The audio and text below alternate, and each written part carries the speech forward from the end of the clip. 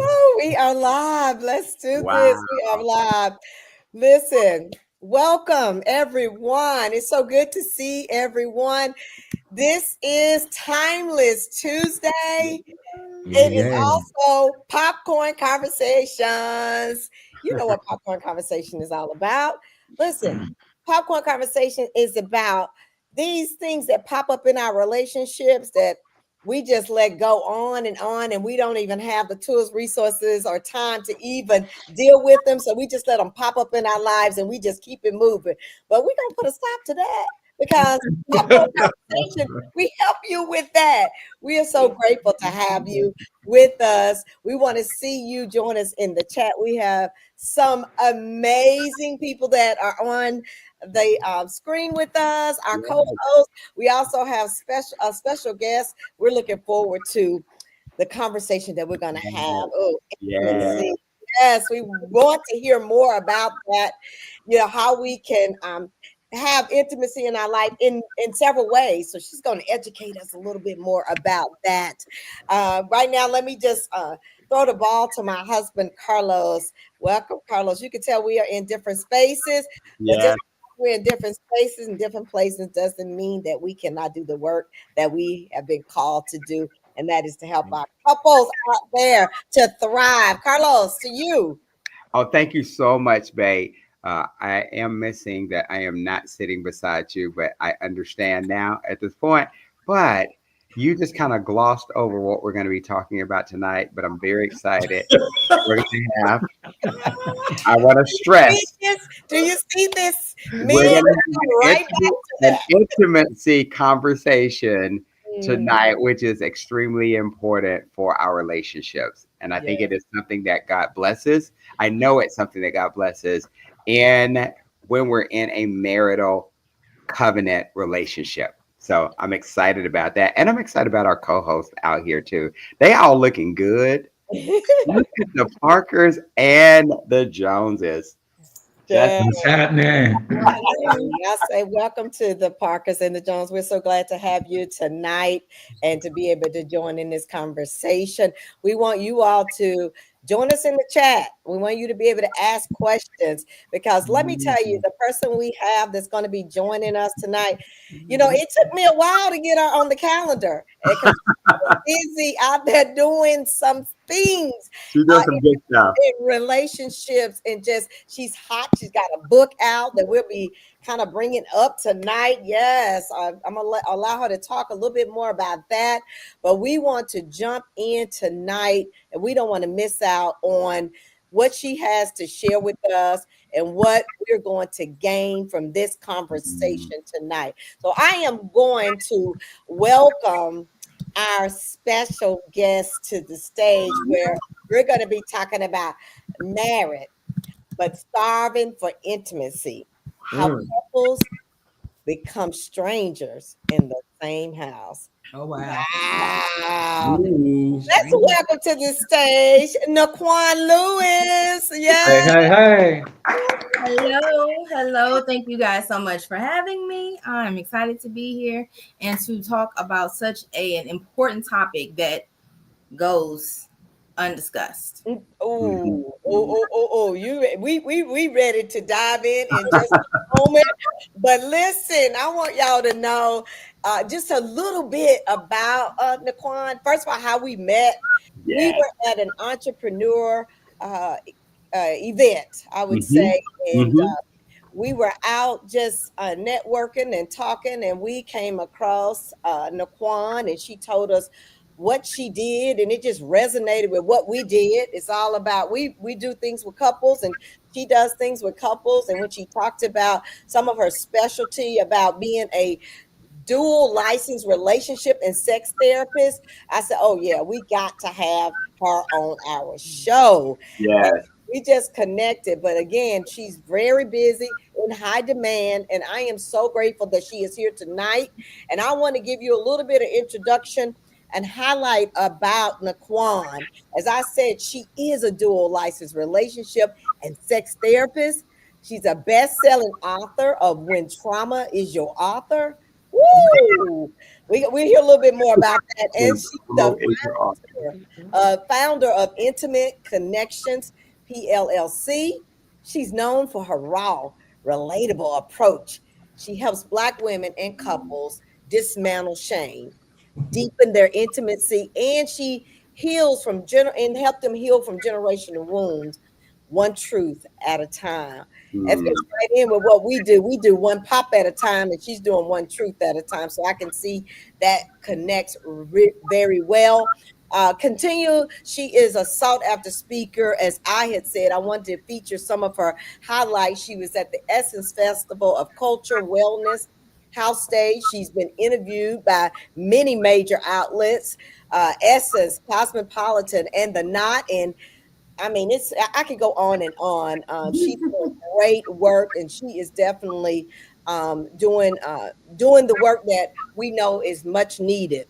So we want to say whether she's on stage or she's in session or she's on the screen, and we appreciate her being on our screen. She definitely empowers the people to reclaim their pleasure, truth, and connection. Will you all put your hands together and welcome Miss Naquan Lewis? Oh, yeah. Oh, thank you Can so I, can I say one? Can I say one thing before Naquan starts? Yes. She just captivated us when we met her the first time, just because of just one is her professionalism, two is her focus being Christ centered, and three is that she just never held back this kind of conversation, but she put it in such a relatable way that I was just like, I want to know more. I want to know more. I want to know more. So I am hoping that this is not the last time that we get to work with you, Naquan. So thank you. Yes. Absolutely. Yeah. Absolutely. Thank you so much. Yes. That I'm was gonna lay fabulous the stage introduction. to you. I'm giving the stage to you because there are some things that you are going to talk to us about. For instance, one of the things I know is about the different intimacy levels. There are like 5 of them, and we definitely want to hear more about the types of intimacy. And so I'm gonna let the stage be yours, and we'll jump in with questions along the way. All right. Absolutely. So definitely jump in as you like. So I can't tell you how many. So I predominantly work with us, Black couples, Black individuals and couples. I help them to improve intimacy with themselves first and then others, right? Mm. What that means is that you have to make sure that your self-love is a focus so that you want to pouring into yourself and loving yourself intentionally, which should be a primary goal. And then you can pour into anybody else, right? And so I can't tell you how many couples, Black couples I sit with, and they haven't hugged all week, not even today, but they haven't hugged all week. They're touch starved, especially during COVID, right? As Black couples that I predominantly work with, they're successful, they have the career, they have the family, but their relationship is on the back burner or maybe not even on the stove, right? Mm. And so Wow. disconnect is real, Mm, and people are more teammates, but they're not lovers. mm, Understand what I mean by there's a difference, right? We want the teammate aspect, but we are so busy talking about, when we do talk, it's, when's the light bill due? What kid activity, has to do this? And then, those of us that are aging and have aging parents, right? We're talking about that, but we're no longer talking about our dreams, our goals, our aspirations. We're not connecting on the things that brought us together and who we are today. Because if you have been in a long-term relationship, which I know Carlos and Catherine have, and maybe even our co-hosts, right?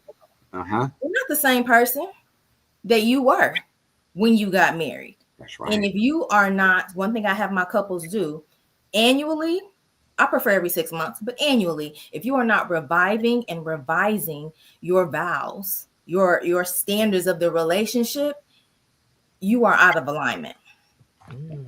And alignment is key in a relationship, right? Attraction will get you in it, but alignment will keep you there and happy. Come Happy, on. healthy, and whole. Mm. Revising your vows as you go. Revising and reviving. Revising and reviving. Reviving. Yeah, I was writing that down. Yes. So what does that look like, right? Something that may have your standards of relationship back in the day may not fit who you are today. When I got with my husband, I was maybe 25. I didn't have there were no, standards, right? He was cute. And that was enough for me at that time because I didn't know any better. A lot of us didn't have images of healthy relationship growing up, right? So you do the best that you can with what you know how. But I can tell you from experience and clinically speaking, that leaves so much space for relational trauma. And now you're having to repair, right? And so one thing I help my couples do is understanding their standards of relationship, where they are today, to make sure that we are talking about if transparency is a value, respect, right? All the things. So understanding that, because all of that transfers to the bedroom. And so while you guys talked about me being, a relationship and sex therapist, my foundation is marriage and family therapy. That is, I'm a marriage and family therapist, I'm a licensed professional counselor, and I'm a certified sex therapist. And so Yeah, do this. That's what they're doing now. yes, Yes, the yes. kids do clock the tea or whatever. Yes. Yes. And so understanding that as a sex therapist, people don't really understand what that means, right? I am not just sitting here talking about wild sex all day. I am not. That is not what I am doing, right? It's some of what I do, but everything impacts the bedroom. So the practice of sex therapy is understanding your relationship with sex. As Black people, so first of all, statistically speaking, and I wrote about this in my book. Here, I'll show it to y'all. Please show it. So the name of this is When Trauma is Your Author, the Price Your Relationships Pay and How to Reclaim Your Story. That's the full name of this. But 90% of the world has experienced at least one traumatic event. 90%. And then as Black people, that statistic goes way up, right? Wow. Because we have statistic racism that impacts generational dysfunction, shows up how we impact our relationships. And so everything impacts the bedroom. There's so much shame that Black people, especially Black women, carry around sex. Well, we learned about it, right? We didn't oftentimes learn about it. It was just don't do it, right? Yes. Just don't do it. That doesn't work for a lot of people. Hence why I do this work, because I was a teen mom and I did not learn anything around it. So I made decisions that reflected that. And it's my mission to empower Black women specifically to prioritize their pleasure and to learn that pleasure should be a way of life. So going back to the trauma piece, if you don't have any education around pleasure, if you have been taught to prioritize the pleasure of others, if you've been taught to shrink, if you've not been taught to understand your body, all of that comes into the bedroom. If I've experienced any kind of sexual trauma, right, that comes into the bedroom. If we are not communicating and connecting and we're teammates but not lovers, that comes into the bedroom. So these are the things that I'm discussing. We're discussing communication, we're discussing trauma, we're discussing lack of work-life balance and how this also impacts the bedroom. So intimacy, and feel free to stop me, but I'm not here to sugarcoat, because our relationships are too important. Yes. Yes. So how did you, Naquan, I know that there's some areas that you want to cover, but how did you actually get into becoming a family and marriage life therapist, and then connected it with a sex therapist? What was your story behind that? So I grew up in absolute dysfunction. We're talking addiction, abuse, domestic violence, and all the things that you can imagine that happens in those type of environments. Then that contributed to me being a teen mom because acting out of my own trauma that I have experienced. And so I'm a teen mom with a baby that has special needs.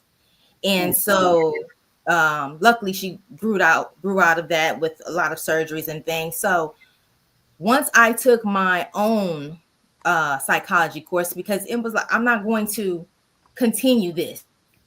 My family, the generational dysfunction stops with me. And I made that decision early on because I got this baby that's dependent on me. And I'll be damned if she experiences any of the things that I experienced. So Mm. it became my mission to start with my own family. And so I start going to school. She has special needs, so I started nursing school. But then I became a CNA, and I'm like, yeah, no, this is not my ministry.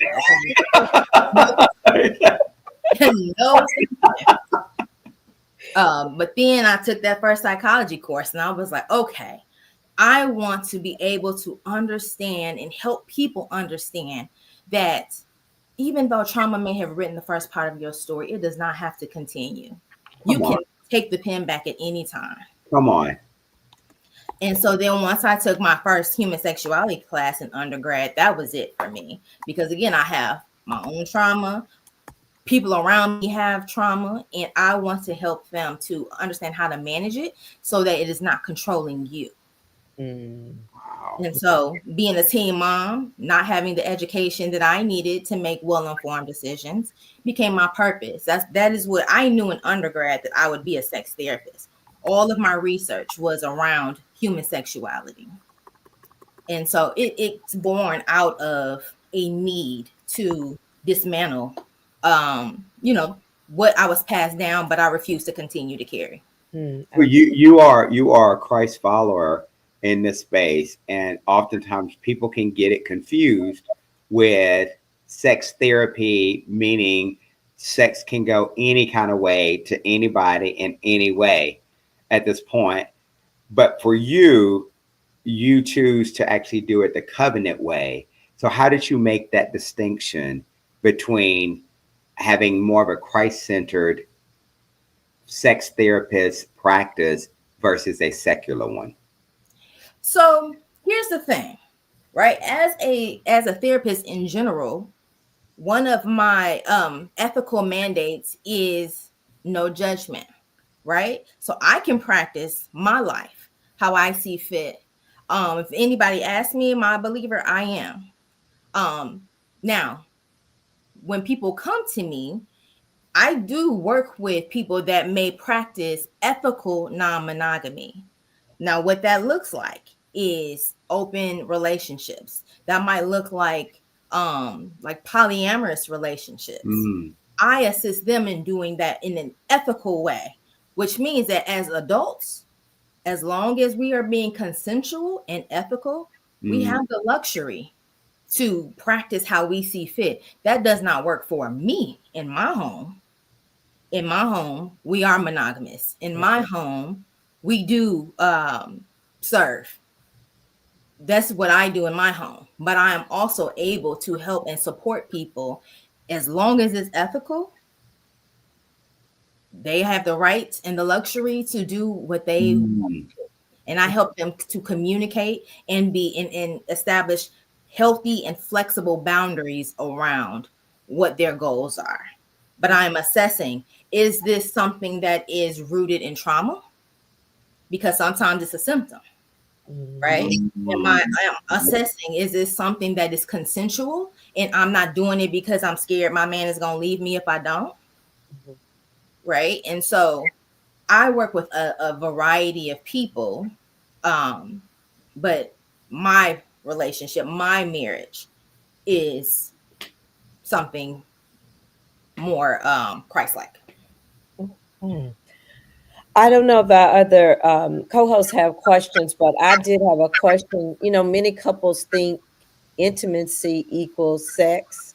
And Right. I wanted to say so you were going to talk about the 5 types, and why do they matter? Yes. So I would love for you to dive into that and help our audience in reference to that. Yes. So intimacy is really about connection. It is about vulnerability. Sex is one type of physical intimacy. And in our relationships, oftentimes, good sex is oftentimes a result of a healthy relationship. So if we're not hitting on all the cylinders, that is oftentimes why we're disconnected and why we're not having the sex lives we want. Right. So I've created on top of the book, I've created products to help couples. You guys have the relationship, the how do you want it relationship and sex conversation cards. I have those here. And I use these in session. Other therapists use these in session. And my couples and individuals use them at home. And these help people to identify their wants, needs, and desires in individuals and couples to build a healthy foundation and design a sex life that's perfect for them. And so, what are they called again? Can you hold that up again just for our viewers? yes, it's the how do you want it relationship and sex conversation cards. And it's broken into 3 sections: healthy relationships, boundaries, and sexual intimacy. And sexual intimacy is the last section because, again, I'm a firm believer that good sex is a result of a healthy relationship. Okay. And so couples they don't understand and know that I can't just focus on sexual intimacy. A lot of my men think that intimacy equals sex, but no. So you have physical intimacy, right? Physical intimacy should consist of sexual and non-sexual intimacy. So a massage, that's just a massage. A hug, that's just a hug, and you ain't trying to grab my booty. Co-host over there. Can I pause on that one right there? So you saw the look that I received, but I just want to let you know from a man's perspective, and I'm pretty sure this isn't new to you. Yes. We see our wives as God's gift that He gave us. Yes. So when we start and are non-professional, professionals, that's why I can never be an OBGYN and a masseuse. I'm just gonna tell you, I'm just gonna be straight up about it. So when I see my wife in her birthday suit and I'm trying to give a massage, I'm praying the whole time because I'm like, Lord, how long I gotta get to this? Because I can't take it. Definitely. No, it ain't no discipline. It's just a beautiful, It it's just just rises beautiful, up in you, right? wonderful. Yes, glorious. No, it rises up in me. Now, while I can appreciate that you find your wife attractive, that is a fabulous thing. But I can tell you as a woman that there is nothing like when someone does something just for you. There's nothing like it. I might let my husband, slide in a different time, but has anybody here like been hugged? And you don't have to answer, but to be hugged just for you, you're not trying to grope me, right? Maybe I'm having a rough day and I just need something. I pour into everybody. I pour into my children. I pour into my husband. I pour into my business. To get something that is just for you, it hits different. Yes. I agree. I agree 100% in that regard. Yeah. But when you got down to the massage, that's You got a trigger. Yeah. Right? Okay, so maybe not the massage. Okay, maybe Okay. hug, Thank you. but you don't grab her booty or don't be trying to do extra stuff. Just hug her and let her know that you got her. Yeah. She might be okay with the massage if she felt more of you both, that we both, not just you, but that reciprocal, that we are both doing non-sexual intimacy. Touch. Yeah, non-sexual touch. Yes. Yep. So that's physical touch. Okay. Then you have emotional touch. Emotional intimacy. Emotional intimacy, I have to help a lot of my men understand the importance of emotional intimacy. Not everybody, but a lot of my men are more physical and my women are more emotional. If I don't feel emotionally safe with you, why would I give you my body?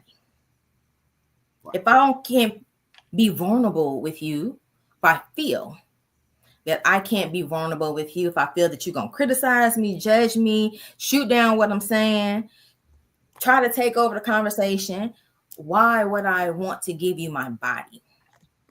Right? And so emotional intimacy is imperative. That is feeling heard, feeling seen, feeling cared for, right? Feeling that I can trust you, that you got my back. That's emotional intimacy.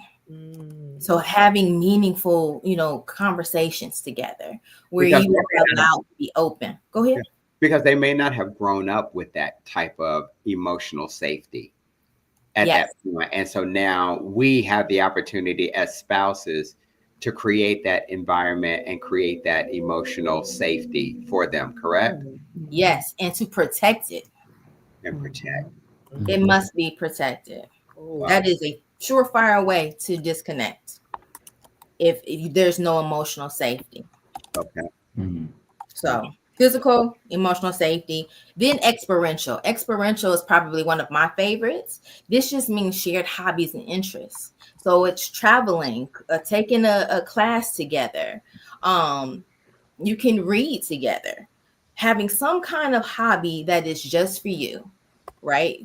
Collectively, not just my partner, wants basketball and wants to watch it all day and or football because I know it's football season. So they say. I don't got nothing to do with that. But I'm not going to sit here and watch football. I'm just not going to do it. But maybe I might do it, sometimes. But something that we do. Maybe we take something completely unrelated. We do a salsa class. I don't know nothing about salsa. He doesn't either. Right? But we do something that we think that we might have an interest in. Right? So experiential is a great way. This is why people don't argue typically on vacation. Right? Because it's a new thing. The puppy dog love and the butterflies can come out, right? Because you're prioritizing and protecting time to connect. I would like to say experience, starting with the experiential. I know Alvin and Victoria, they talked a little about that on one of our other episodes where he likes to is a hike or a camp. I can't remember. It's camping. It's something outside. Something outside. The hiking that Mm-hmm. Victoria didn't necessarily do, and then she finally did it. And share that experience, Victoria.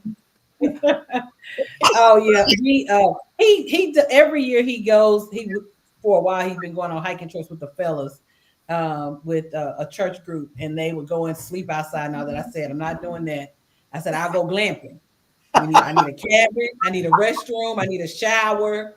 I'll go do day hikes with you, but I got to come back to a bed and some food and the restroom. So, needless to say, I hadn't been on one of those, but this past August, we decided to go visit some family, and we took a hike in Oregon. We were in Oregon and took a hike, and we had a blast. It was us and two other couples, and two of myself and then the other two couples, they had not been hiking either. And it went from nice outside to dirt, from dirt to wet, from wet to mud puddles, tree stumps in the path. I'm climbing over tree stumps, the whole 9 yards. But the whole time we're laughing, calling each other the last Girl Scout, the last Boy Scout. And we reached the top of it, and we saw the beautiful Pacific Ocean. Wow. So now I'm like, hey, I got hiking boots, I got hiking pants, I got all the gear. Let's go again. I'm ready now. Stay for anniversary. And our anniversary is coming up in September. And I said, let's go on a hiking trip. I said, let's go hiking. He was like, huh? I was like, let's go to the park somewhere. Let's go hiking. So I ended up liking it. It's something he's been doing for years that I had no interest in, but I was like, I like it now. Absolutely. I love that. That's what it's all about. I thought I'd share that. That's really, really cool to hear that. One of the things Carlos and I do is, and we'd love to hear from our viewers, if there's some experiential things that you've done with your spouse, let us know about those. Mm. But he played tennis and I didn't. And so when I would go and watch, I was like, "Oh, I don't want to go." But then I started going outside and hitting with them, and then all of a sudden, I just really started loving the activity. And then I won a trophy, and before he won one, he was like, "Wait a minute now." I He was like, taking over the sport. He taking over the sport. Okay, I was like, okay. He talking about all the tennis players, what they're wearing, where they're from. I'm like, who is this woman? I'm loving her right now. Okay. yeah, so little you know, if you just try it. So I love that you're talking about that experiential part of it. Even when you don't want to do something, try it and see. Something you Open-minded. guys can agree on. Go ahead with the next one. Yep. Being open-minded. Mm. Being open-minded and taking a step towards one another. Mhm. Right? That's the key. Okay. Then we have spiritual, which is, so I work with, again, a number of people. A lot of my people are believers, but sometimes, they have different beliefs. I don't care if you go hug a tree together, have some kind of spiritual practice. So for believers, praying, right? Devotionals that you're doing together, fasting, going to church together. There's several types of ways to connect spiritually. Watching church online. As adults, we have the luxury to do what works for us, but just making sure that we're hitting on all these ways. And then the last one would be mental or intellectual. So learning something together, right? Reading a book, learning tennis. That can cross over, right? That could be experiential. That could also be intellectual, right? Having stimulating conversations. For a lot of women, that is a good way to lead to sexual intimacy, right? Because you're stimulating my brain. Mm. And Wow. some women find that sexy. Mm. It's I a love good way to make the panties, That. So let's name those, and then I want to see if our co-hosts have any questions around that, and if they have some additional questions. So name those again. The first one is So we have physical, which includes sexual and non-sexual intimacy. We had emotional intimacy, emotional safety, same thing. Experiential, spiritual, and intellectual or mental. So beautiful. Parkers, I see you've come off mute. Do you have any particular questions? I actually do. I was curious. Did you have a question, sir? Go ahead. What did you saw something? No, go ahead. Uh, oh yes. I'm curious. No, because you say you have some people that are not believers that do that about the sexual practices. My question to you is: what are the statistics on non-Christ centered, or do you have any statistics on non-Christ centered sexual practice? Do you find that leads to more unhealthy behaviors versus Christ-centered sexual practice leading to healthy behavior? Just curious as a pastor. That's good. So while I don't have actual numbers, but what I can tell you is so many things goes back to unresolved trauma. Yeah. Whether you're a believer or not, I can tell you that I have people that are believers that still struggle Oh, with, absolutely. various sexual trauma and then how it shows up in their present day. And so I have them both on both ends. Gotcha. I have unhealthy behavior on both ends. Wow. Because of the trauma Yes. that they're carrying into the relationship. Yep.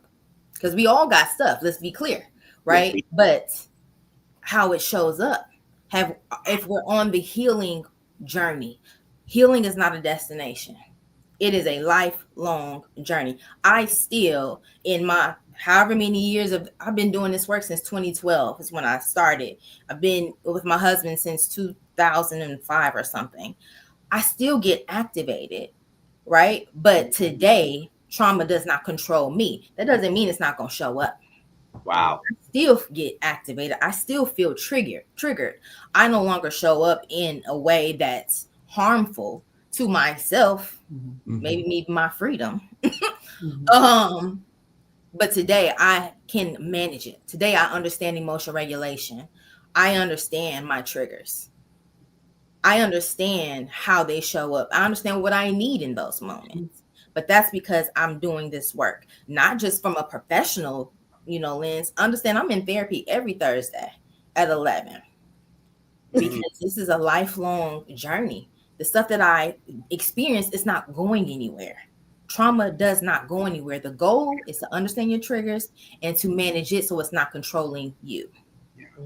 Those experiences that I had, they happened.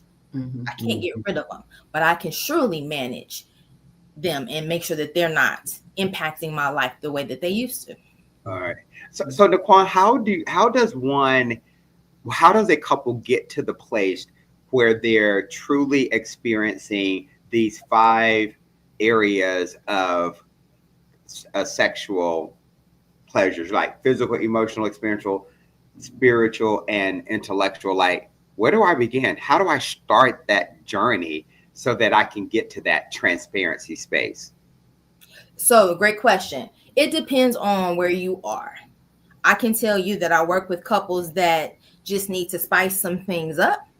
I work with couples that we need to prioritize this because we give each other the crumbs of our day. Wow. I work with couples who feel like there's a stranger in their bed and they don't even know them, right? So for that, which would be more on the extreme, but common, right? There's intensives that like therapists like me offer, which is like a deep dive. This is for people who recognize and maybe even have thrown out that D word, which we should not be threatening, by the way, right? But I'm throwing it out. Maybe even I've looked it up a little bit. I got a foot outside the door and I want to try everything that I can. So there's intensives. There's intensives too. Maybe I'm not there, but I know that we're disconnected and we need to reconnect.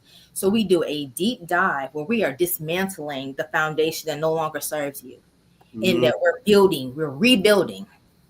rebuilding the trust, because let's be clear, trust is not only broken through infidelity, it's broken through disconnection, it's broken through lack of consistency, it's broken through lack of follow-through. There are a number of ways. It's broken through silence. Right? There's a number of ways that's broken. So intensive is one way. If you're not, of course, couples therapy is another way. Also, making sure that you are scheduling. You schedule everything. Them kids is on your schedule, right? The job and what is it, TSP? That's on the schedule, right? Not on the schedule. Every Wednesday night. Date night is not on the schedule. Intimacy is not on the schedule. You are not on the schedule. So I recommend scheduling intimacy, including sexual intimacy. I get a lot of pushback, and I'm ready for the fight every time with my men. I got to schedule it every Thursday night. We're going to do this, really?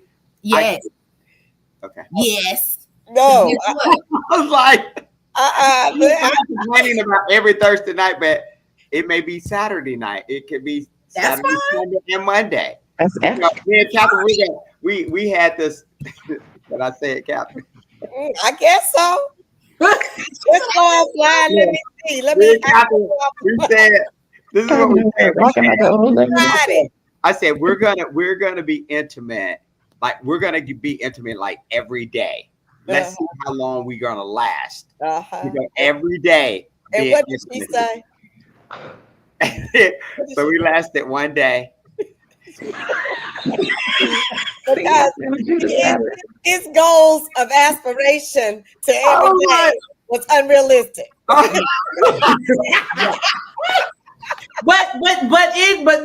to Carlos's defense now, There are multiple ways that you can do intimacy, which you just found out. So see, that should have been a different type of intimacy. Right. Yeah, Exactly. well, let me say this, Learning that. Victoria. He wasn't focused on that because we knew about these 5. But I want this one. I want the physical one. but now I'm gonna have a little tab and put out it's Intellectual Intimacy Day. There you go. And I Yep. love that. I Thank love you, that. Nick But here's the Ward. thing. Mm. People feel like, oh, it's going to be robotic. We don't want that, blah, blah, blah, which I understand it. But understand it's not so much as we're planning sex. This is a time for you to protect, and you can do whatever you want to with this time. You can dress up. You can bring out toys. You can bring out food. You can bring out whatever you choose, but this is a time to protect, and it's something to look forward to. So it comes down to mindset, because I guarantee you, my couples that refuse to do it, guess who ain't having sex versus guess who is. Well, all right. That's an intimacy mindset, is what I really like. I like when Catherine wear her red bottoms when we dress up. So that's good. Don't That's tell me much my information. secrets. Don't tell I me. told y'all to get a I uniform. do. That's good. Listen, Get a wait a minute. uniform. JJ, Naquan, I was you Naquan, you see how you done brought up? They getting excited. But I do have, I know, one second, Albert. I knew Look, I'm JJ gonna be like had Albert now. I got a she, question. she had a question she had already said that she wanted to ask. But hey, some things need to be left at, where. Okay, go ahead. Let's go. Go ahead and advocate for what you want. To her. To her. All right, JJ, go ahead and ask, and then Alvin, you after JJ, come on and ask your question. Okay, I got 4, but I'm Oh, gonna only ask one. You answered one already. So now I got to figure out which one I really want the answer to. Okay, so how do you experiment sexually without it feeling experimental? Like, how do you experiment with passion? I think you're gonna have to pay her for that class. So that's a great question. One is, what's wrong with it feeling experimental? Mindset, right? Mm-hmm. You two, I am hoping throughout the rest of your life that you give each other permission to explore your bodies and to learn new things about each other. Mm-hmm. And so having that mindset, it's okay to explore, right? It's okay to learn new things about each other. And if you feel a little, shy and things like that, I think that's cute, right? And so removing any kind of criticism off of that. Give yourself permission. And for me, with the couples that I work with, and I have no problem with sharing with you guys, I use what's called the yes, no, or maybe form. And this form has so many different sexual things to do, things that you probably wouldn't even think of. But it's not to force anybody to do anything they don't want, right? If it's a yes for you, check it off and you both fill it out. If it's a no, check it off. If it's a maybe, check it off. The goal of this form is communication and conversation. That's good. Because you never know. And you never know what, maybe somebody doesn't want one thing, but they might be okay with a variation of it, right? Some people might not want, we're gonna get a little graphic here, okay? Somebody might not want a vibrator in their behind, but they might want a finger. It is about talking about what it is that you want and what you're wanting to try. Now, one of the things I talk about is sexual boundaries. Just like we have boundaries with everything else, you should have sexual boundaries. And if it is a no for you, then it is a no. But again, variation. Are you open to trying things? But if it violates your sexual boundaries, then it's no, right? But how many of Everybody should respect that, right?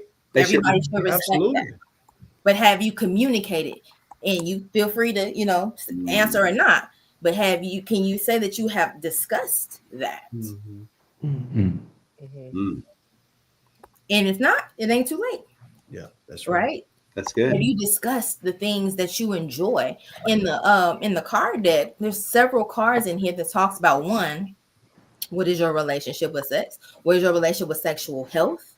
Mhm. Talks about, like, what are you going to do, when our bodies start aging, our jiggly parts are going to change. It's going to happen, right? When somebody may need medication or an assistive device, how will we handle that? And if we have those discussions before it becomes a problem, now we're not dealing with shame and Yeah. embarrassment, right? We got a plan for this. I do a lot of this, especially in my like premarital therapy that I do. Um, you gotta talk about it. Mhm. Right. Talking takes the power that shame has away. Come on. Mhm. Come on. That's good. Yeah. That's great. I know Alvin had a question, but I did put up on the screen, to learn more about your products and services, they could go to intimateconnectionspllc.com/shop. That's where you can get our products and also her book that we'll get her to do a little bit at the end about that. But Alvin, what do you have? I want to go back to scheduling times, and just a general question is, would you say that prioritizing time, like you said, creates a stronger bond and intimacy because you're saying, I'm making you a priority? So much so that I'm taking the time, I'm filling Mm, that block of time to be with mm, you in whatever the five form of intimacy there is. Wouldn't you say that builds a stronger connection, not only emotional, intellectual, but also physical? Absolutely. Okay. Mhm. Which is why I advocated for it, Mhm. because life is not going to stop lifing. No. And especially the world right now is ghetto. Folks are worried about losing their jobs, right? Money is funny, kids, all the things. There's a lot of reasons to just continue going, going, going. If you don't prioritize it, it's easier to fall into the roommate phase. And I want to help couples to get out of it. I'm A lot of couples fall into it. I'm not gonna sit here and say I haven't been in it myself, Mhm. mm. right? But prioritizing this is a way to manage what's going to happen. Life is going to continue happening. Right. So if you don't prioritize intimacy, you won't have it. You So will find Nicole, I do roommate. have a question as go well. ahead. For when you have couples that come in to have the therapy or the counseling, would you say there's a large percentage of the trauma is that there's a spouse that had trauma and they never told the other spouse about the trauma, Oh and yeah, that's causing the The issue. issues because they never communicated these things to the other spouse. that definitely does happen. It's important to know though that we all participate in the breakdown of communication. Sometimes it's what I'm doing directly with my behavior. Sometimes it's what I'm accepting, right? Sometimes it's my communication, sometimes it's my delivery.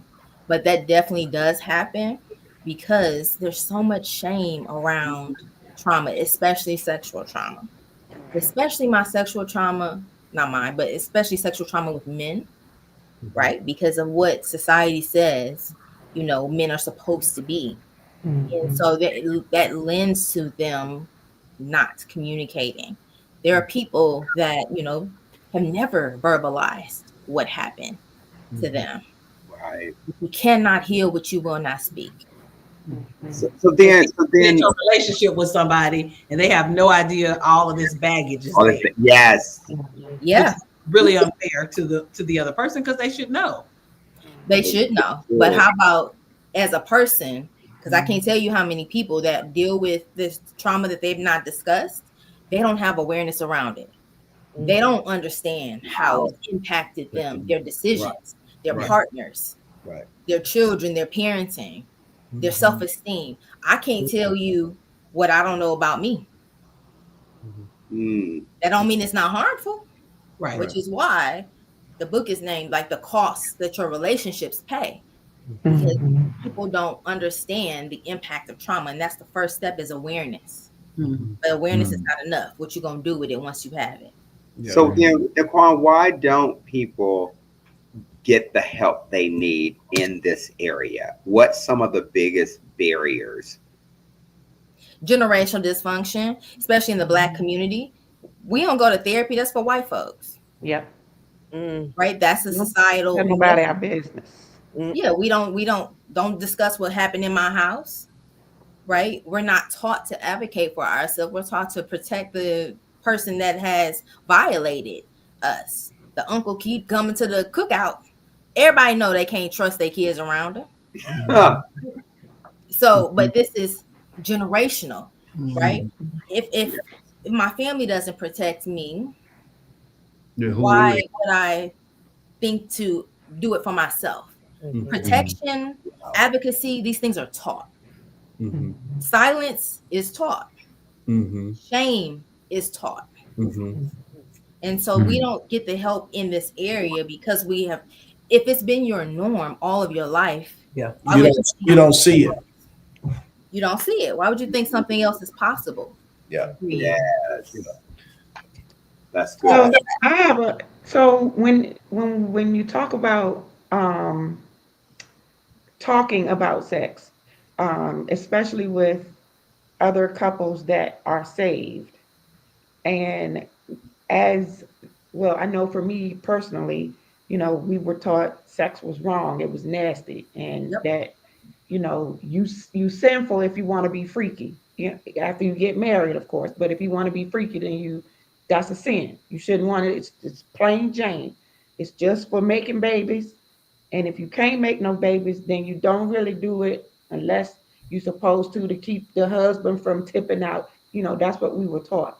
But how do you talk to other couples about sex that may be struggling with sex without getting too explicit, getting given too much of your own personal information? So then looking in your bedroom. You Mhm. see what I'm saying? How do you be transparent but still have a Protect yourself. boundary of protection there for your own marriage, but still want to be transparent so that you can help others? Yes. So it's normalizing it. It starts with Okay. normalizing it. You said something I want to touch on first, which is what we're taught is sex is dirty, don't do it. But then there's this expectation that when we get married, we should just be all knowledgeable and please your man and all these things. It's completely unrealistic. If I've been taught that sex is bad, my pleasure is not a priority, and then I'm supposed to be expected to bust it wide open and be this freak of the week, it's not realistic. And so dismantling that belief is Mhm. important. Mhm. Giving people permission, encouraging them to prioritize their pleasure. You ain't gotta say what you're doing in your bedroom, but right, sex is a part of a human experience. Yes. And so not talking about it reinforces the shame. It reinforces this belief that, you shouldn't do it and then you should be this freak. And it's not realistic at all.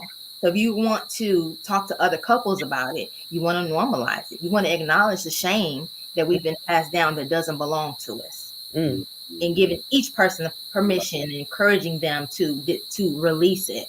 Mhm. Start earlier. My children are grown, 25, she's married, and 19. I gave, especially my 19-year-old, he's in college, full comprehensive relational and sexual wellness workshop before he went off to school. Now he's still up there kissing on folk, but it ain't because he don't know.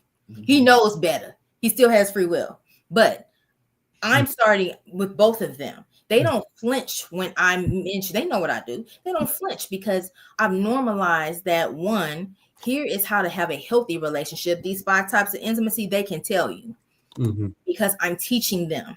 Mhm. I want, when I say this stops with me, the generational dysfunction, I am educating them on all things. Yeah. I am also showing them, things that they can contract, right? Because I don't want them doing all the things, but they will be able to make a well-informed decision. They understand about pleasure as Yeah. well. I like to bring some biblical perspective that'll set people free. Mm-hmm. Proverbs 5:18 and 19 talks about the man. First of all, God created sex, and he created it for pleasure. You could go in Genesis when he talks about they became one flesh, and you tie it to 1 Corinthians 6. That's having sexual intercourse before they ever start talking about reproduction. When God told Abraham and Sarah they're going to have a baby, Sarah laughed and said, shall I have pleasure at this age? So sex is meant for pleasure. Proverbs 5:18 and 19 says, I'm reading from the Amplified Classic. It talks about let your fountain of human life be blessed with the rewards of fidelity, and rejoice with the wife of your youth. Let her be as a loving hind and a pleasant doe, tender, gentle, attractive, and let her bosom satisfy you at all times and always be transported with delight in her love. So it's a balance to it. We're Hey, can you supposed get to that scripture again? Can we get that one scripture again? Proverbs 5:18 and 19. And then 1 Corinthians 7, 1 through 5 talks about that being a conjugal right. That's a right. That sexual intercourse is a right in marriage. And so God intended for it to have for pleasure so much that Paul said it's good for not a man to touch a woman to avoid fornication, which means it leads to something. That's the way God designed us. So much so that you're attracted to one another. A lot of touching, caressing, and hugging can lead to things. So God intended it for our pleasure. I think we need to be mindful of what the scripture says about doing it God's way and the consequences of not doing it his way, and keep them in their perspective. You got to talk about it to eliminate the shame, but showing people from a biblical perspective that God is okay with you pleasure. And if you want to get graphic, if you really start reading the Song of Solomon, it's a lot of stuff in there. Yes.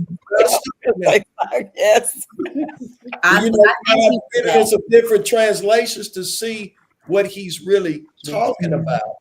So it shows that God intended. And I just wanted to encourage people into that God is not against you having pleasure within the confines of your marriage. It just needs to be motivated by love and his word, not some fantasy you done drawn up. For let's be honest, a lot of people having sex before they're married, and they learn a lot of bad behavior along with the trauma. Yep. Along with wrong thought processes towards sex. You know, like she said, what's your relationship with sex? All of those can be remedied from the word if people will look into it. Amen. So I think that's very important. And the way that you delivered that, Pastor Parker, is important, because if we're gonna keep it real, there are some churches that don't. No, they don't. use the word to condemn. Mhm. And I'm not saying that anybody does that here, but we can know that, right? A lot of people that I work with have church hurt, and they have learned through the church that they attended and growing up, that what JJ was saying, right, is that it's wrong and that all the things. And so I appreciate you highlighting those scriptures, because if you don't, if you don't know the word through and through, and depending on the lens that you've heard it through, Absolutely. that colors your perspective. And some of the sexual trauma came through church, in the church. Yes. Oh, yes. Perpetrated by people in the church. And you got to help people see that that's being influenced from another area too. So I just think we got to keep renewing our mind to the word of God to help and keep talking about it in the right way. Exactly. So I appreciate you saying those things. Yes, thank you so much. I mean, this is what this platform is all about. Have discussions like this to be able to expose some of those hidden traumas that we've had, and that we can talk about those things that are just too shade for us, that we discuss and we keep hidden. And we want to have conversation about that to help couples, help ourselves, so that we can live the abundance life that God has called us to live as married couples and in these relationships. Listen, Naquan, We couldn't even get through the whole topic that we wanted to talk about. That That's was like some other things that we really wanted to go into. But we really will. Will you tell us that you will come back for sure and talk to our audience?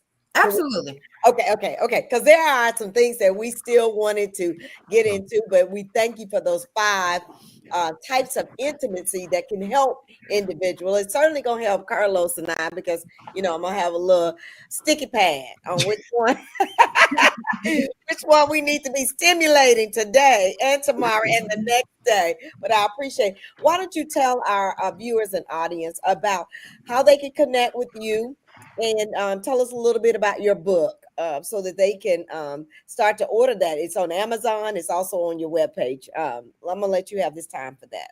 Alrighty, so everybody can follow me on socials at Intimate Connections with an S, PLLC.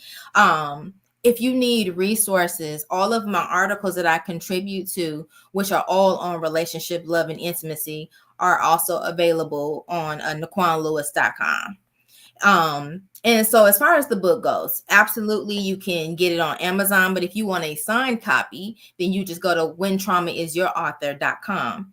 And that's going to come directly from me with this little special message.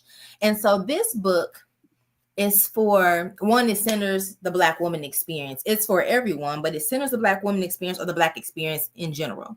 But this is for the person who keeps picking partners that mirror their wounds and not their worth. It is for the friend who keeps pouring and pouring and pouring into their relationships and there's no return on their investment. There's no ROI. It is for those of us that play small at work because we learned growing up that our voice didn't matter. It's for us that are reparenting our damn selves while parenting others, which is quite ghetto, right? Because you didn't have a healthy relationship with your parents and now you are parenting, right? So there's a number of things that are touched on in this book, and it gives you the tools to, one, reauthor your story. Know that you might have got a raw deal, growing up or starting out, but you do not have to continue. And it starts with awareness. And on whentraumaisyourauthor.com, there is a free assessment on there because a lot of people don't have the self-awareness. So if you don't know, if trauma is still writing your story, head on over there, get you some resources. And also, big thing in the book, for every chapter, there is a QR code.